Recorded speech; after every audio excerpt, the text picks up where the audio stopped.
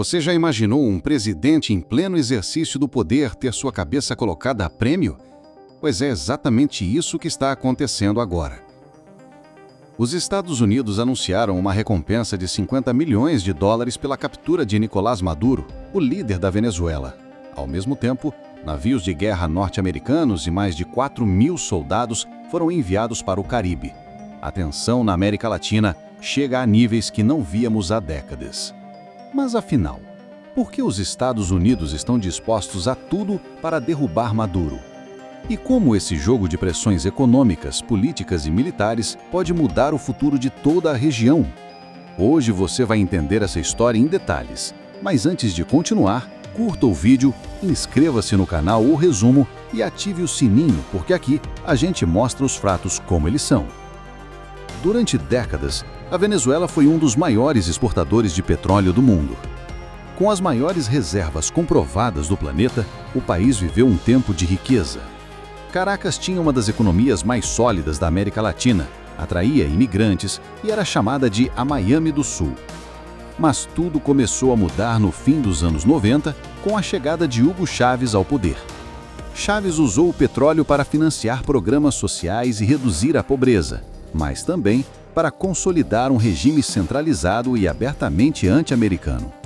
Quando Nicolás Maduro assumiu em 2013, após a morte de Chávez, o cenário piorou. O colapso da produção de petróleo, a má gestão econômica e a corrupção levaram a Venezuela a uma crise sem precedentes. Hoje, a Venezuela registra uma das maiores inflações do mundo. O Bolivar perdeu praticamente todo o valor e milhões sobrevivem com salários que mal compram um quilo de arroz. O PIB encolheu mais de 70% na última década e mais de 7 milhões de venezuelanos já deixaram o país, o maior êxodo da história recente das Américas. Esse colapso social transformou a Venezuela em um retrato vivo de como um país riquíssimo pode mergulhar no caos quando a política se mistura com má gestão, autoritarismo e corrupção. Mas não é apenas a crise econômica que colocou Maduro na mira. Denúncias internacionais apontam que membros das Forças Armadas e políticos chavistas estariam envolvidos no narcotráfico. Esse esquema ficou conhecido como o Cartel de Los Soles, referência aos sóis dourados nos uniformes dos generais venezuelanos. Segundo o Departamento de Justiça dos Estados Unidos, toneladas de cocaína foram transportadas da Venezuela para os Estados Unidos e a Europa, com apoio direto de militares de alta patente e cobertura política do próprio governo Maduro. A acusação é gravíssima. Maduro teria transformado o Estado numa peça central do tráfico internacional. Foi nesse momento que Washington deixou de enxergar a Maduro apenas como um ditador e passou a tratá-lo como chefe de cartel de drogas. Em agosto de 2025, a disputa chegou a um novo nível. Os Estados Unidos enviaram para o Caribe 3 destruidores equipados com o sistema Aegis, capazes de interceptar mísseis e monitorar grandes áreas marítimas. Além disso, mobilizaram mais de 4.000 soldados para a região, elevando o tom da intimidação militar. Mas não parou por aí. O Pentágono também acionou o P-8A Poseidon, um dos aviões de patrulha marítima mais avançados do mundo. Esse avião é capaz de rastrear submarinos, embarcações e até drones a centenas de quilômetros de distância, operando com radares de alta precisão e sensores infravermelhos. Na prática, significa que cada movimento no Mar do Caribe está sendo monitorado em tempo real. Desde barcos pesqueiros suspeitos até navios militares venezuelanos, nada passa despercebido. Essa operação mostra que o cerco não é apenas simbólico.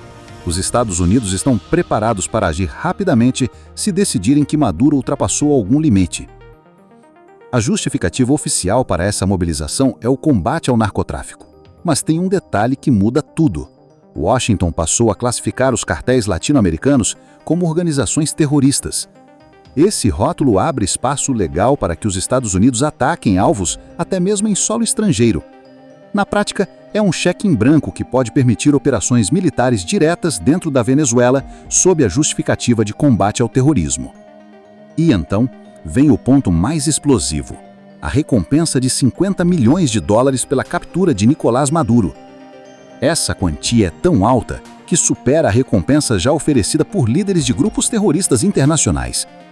Na prática, não mira apenas caçadores de recompensa, mas também a própria elite chavista.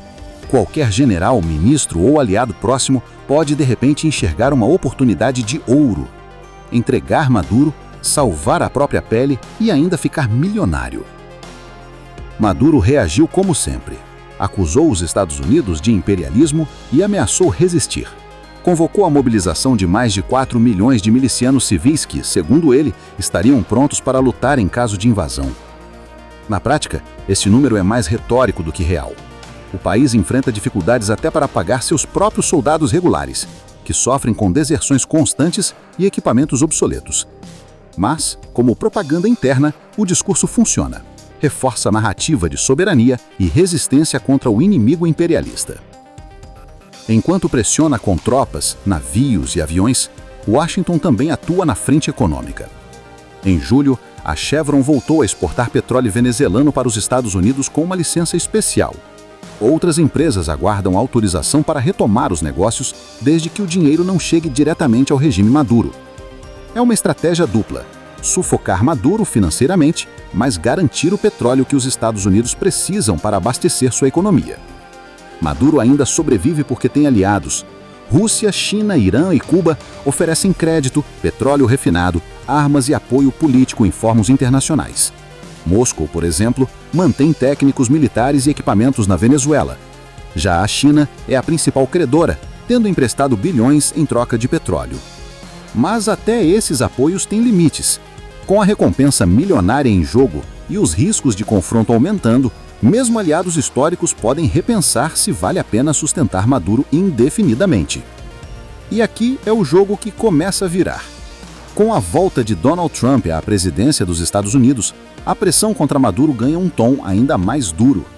Trump já havia prometido em seu primeiro mandato que não descansaria até derrubar o chavismo. Foi ele quem começou a discutir a ideia de classificar cartéis latino-americanos como terroristas, e agora essa política voltou com toda a força. Além disso, Trump tem interesses políticos claros. A comunidade de venezuelanos e cubanos na Flórida, um eleitorado-chave, exige uma postura agressiva contra Maduro.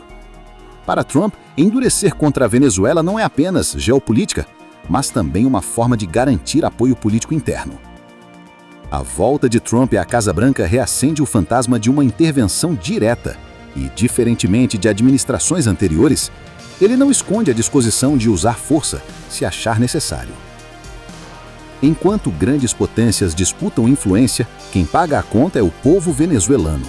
Hospitais sem insumos, falta de remédios básicos, escolas sem estrutura, apagões constantes de energia. A ONU estima que mais de 20 milhões de pessoas dentro da Venezuela precisam de algum tipo de ajuda humanitária. Famílias inteiras cruzam a fronteira com a Colômbia a pé, em busca de comida e medicamentos. É uma crise que já ultrapassou as fronteiras e afeta toda a região. A verdade é que Nicolás Maduro nunca esteve tão pressionado. De um lado, navios de guerra, aviões de patrulha e milhares de soldados americanos no Caribe. Do outro, uma população exausta e uma elite chavista que pode a qualquer momento vendê-lo por 50 milhões de dólares. E agora, com Donald Trump de volta à presidência dos Estados Unidos, a possibilidade de uma ação direta contra Maduro não parece mais uma hipótese distante, mas uma ameaça concreta. E a pergunta que fica é: estamos prestes a ver uma queda histórica na Venezuela? Ou o chavismo vai resistir mais uma vez, desafiando até a maior potência militar do planeta? E você? Acredita que essa pressão pode derrubar Maduro? Ou será que ele vai sobreviver a mais esse cerco? Deixe sua opinião nos comentários, curta e compartilhe este vídeo e inscreva-se no canal O Resumo, porque aqui a gente mostra a história e conta os fatos.